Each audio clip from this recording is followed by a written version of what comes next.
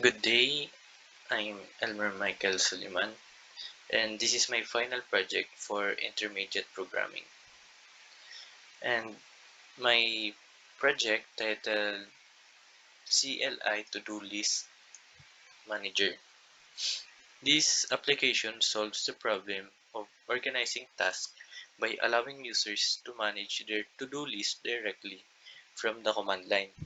It helps users keep track of pending and completed tasks in a simple and efficient way. So, run na natin. So, meron ditong 5 choices. Add task, view tasks, update task, mark task complete, delete task. Sa choose an option, ang i-input lang natin dito ay numbers. Kasi hindi pwede yung words. Kasi kapag word ang in-input natin, halimbawa, add task. Ang lalabas dyan ay invalid choice, try again. So, kailangan natin number. Try na natin mag-add ng task. Ay, bago yun, view task muna tayo. So, makikita natin dito, no task available pa. Kasi wala pa tayong nilalagay. So, mag-add muna tayo. So, 1.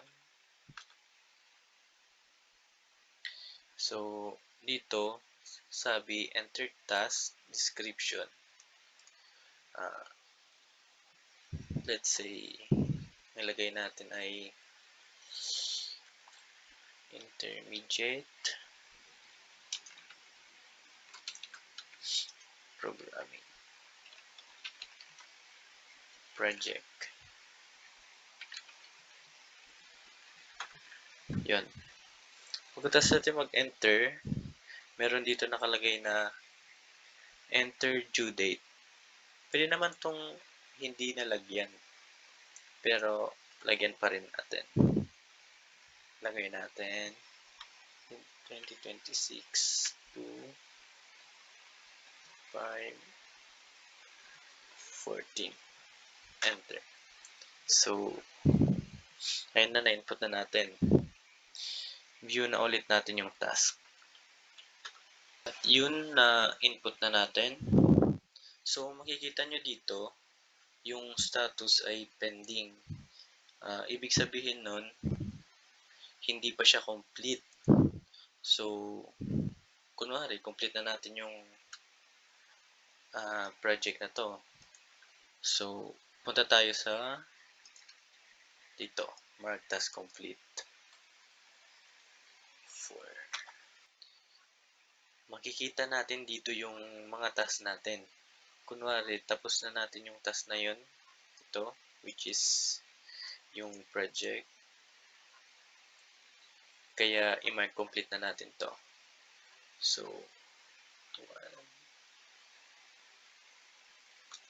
Sa pag-complete pala ng task, kung ano yung number ng task na yun, yun yung ma-complete.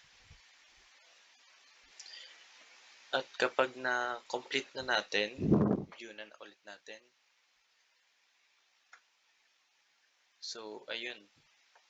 Nakalagay dito, done na siya. Pwede rin tayo mag-update ng task. Pero bago yun, mag-add muna tayo ng isa pa.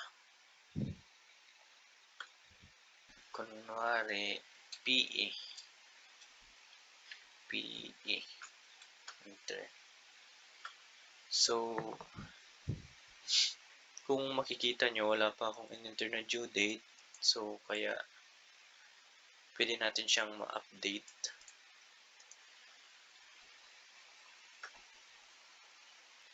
Pipili lang tayo dito sa dalawa kung alin i-update natin. Ang i-update ko is ito, yung PE. Kaya, ulit ko. So, sa new description, pwede mo siyang palitan ng pangalan. pwede namang hindi. So, huwag na natin palitan. So, dito, new due date. So, kunwari, nagka-due date siya. Kaya, lagyan natin.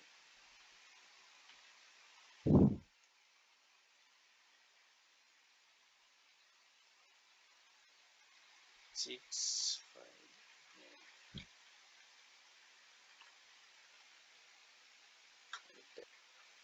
so, ayun. Tingnan na natin yung task ulit.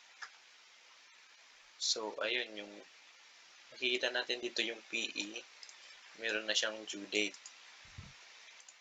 At sa pag-delete ng task naman, usog lang natin. Sa pag-delete naman ng task, input lang natin 5,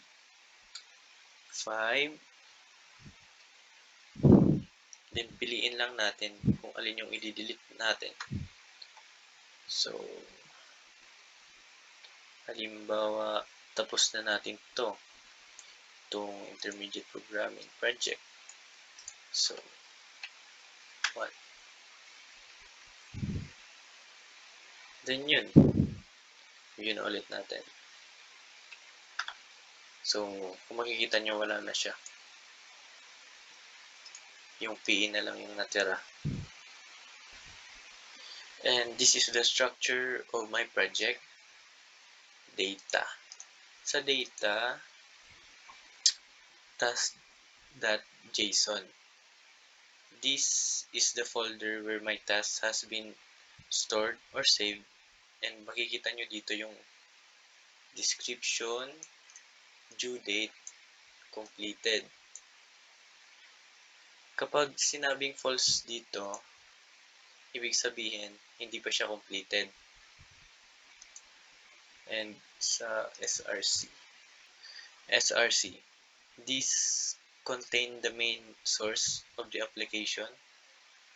The main.py, this one, this serves as the entry point of the program, displaying the command line menu, receiving user input, and calling the appropriate methods from the task manager to perform the requested actions. The manager.py, this one, this contains the task manager class, which manages the entire list of tasks by providing function to add, update, delete, mark complete, and handle saving and loading tasks from the JSON file. The task.py, this one, this defines the task class, which represent each to-do item with attributes like description, due date, and completion status, along with the methods to mark tasks complete and convert them to or from JSON format. Let's go to the main.py, this one. And from the imports, this brings the task manager class and the task class. Without these imports, main.py wouldn't know how to create or manage tasks. And this one, these are the menu function. This displays the CLI menu options to the user. Each number corresponds to a feature. So this one.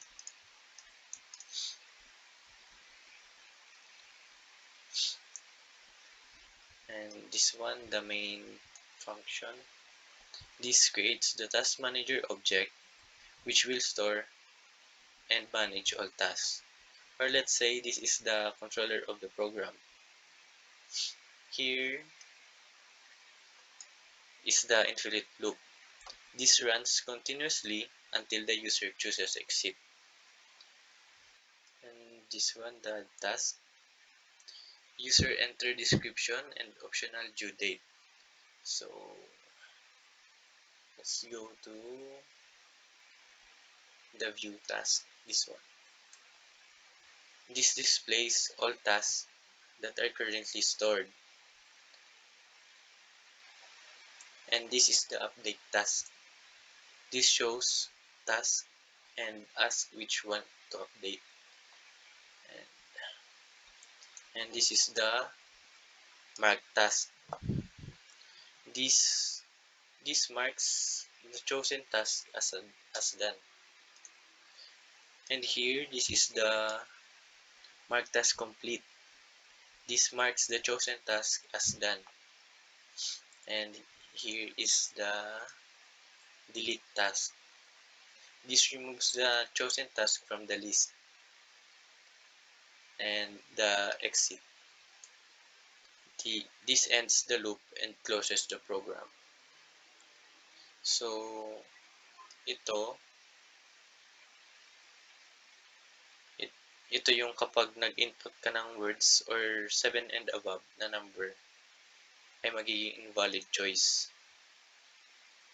And lastly, the entry point. This ensures the program runs only when executed directly. So, the most challenging part of this project was making sure tasks could be saved and loaded correctly using JSON. I had to carefully design the task and task manager classes to handle persistence and avoid errors. Through this, I learned how important it is to apply object-oriented programming, use data structure effectively, and add error handling to make the program reliable. Um, this project helped me apply Python concepts like OOP, file handling, and CLI interaction in a practical way. And that concludes my final project demo. Thank you.